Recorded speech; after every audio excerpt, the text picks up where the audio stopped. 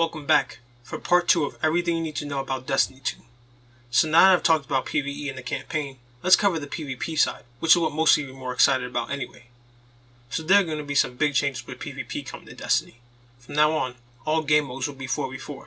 This really helps Bungie with their map designs, since it is easier to design around a 4v4 setting. When Trials returns, it will be 4v4 as well. I'm really excited to see how the dynamic of Trials plays out. The weapon types have changed significantly as well, in addition to some new weapon archetypes being added to the game, but I'll go into that later. In the game, there will be no more primary, special, or heavy weapon slots. They will now be known as kinetic, energy, and power weapons. All regular primaries such as pulse rifles and hand cannons are now in the kinetic slot. Sidearms have been moved to the slot as well. The energy weapons will now include sidearms and will introduce submachine guns into the game.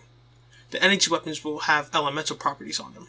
In the gameplay of the first story mission, a solo auto rifle was being used. This means that both kinetic and energy slots will have all types of weapons, with energy slots just having elemental properties on them. The snipers, shotguns, and fusion rifles have been moved to the power slot, and the slot now includes grenade launchers. Rocket launchers will be there as well, and submachine guns have been taken out of the game. So now we've talked about the weapons, let's talk about Crucible itself. Like I mentioned before, all game modes will be 4v4. Your HUD has some minor changes to them. At the top of your screen, you can see there are 4 icons for each team. Those indicate what supers everyone is using. They will turn gold when someone has their super fully charged. This goes for your team and the enemy team. The bottom of your screen also tells you when someone popped their super and where. The radar tells you right below the callouts for the map, which makes things easier for people who aren't that good at callouts. There were also some changes to the way ammo spawns. The power ammo spawns more frequently, like every 30 seconds from now on, and is placed on the wall at different locations on the map. Also, only the person who picked it up gets the ammo. It's not like how it is now where one person opens it and everyone who's standing around it gets the ammo. It's only available for one person, and your HUD tells you where someone picked it up and for what gun. The classes and subclasses also receive some minor tweaks. Each class, however, is getting one new subclass. The previous subclass with the same element has been removed from the game.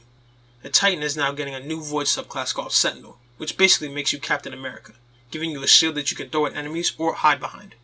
The Warlocks are getting the Solar subclass Dawnblade. When you cast your super, you wield a flaming sword and fly through the air hurling fiery projectiles at enemies.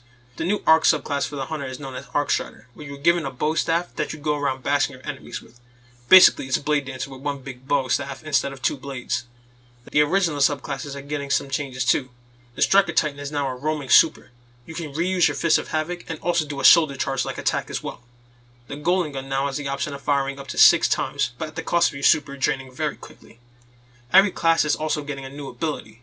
The Dawnblade creates a well of light that can be used to give you some extra protection or empower the weapons of those who stand inside it. Since the bubble is out of the game, the Striker Titan can now create 2 different barriers, a large one to help shield you and your allies, or a smaller barrier to crouch behind, which refills your ammo every time you crouch. The Gunslinger is now given the ability of a shade step like Evade. Some other changes were that all melees from every class take 3 hits to kill someone. No more across the map one-hit kills. Looking at you, Warlocks. The original grenades are also coming back, but sticky grenades no longer one-hit kill. It deals a lot of damage, but it won't kill your enemy. You need to tap him with your gun once before or after. There was a new mode added to the Crucible called Countdown, which is an attack-defense sort of situation. It is a best of 6 game mode, where every round is about 1.5 minutes, and the round ends when everyone on the team is dead, or one team successfully destroys the other team's base. So that's about it for the video.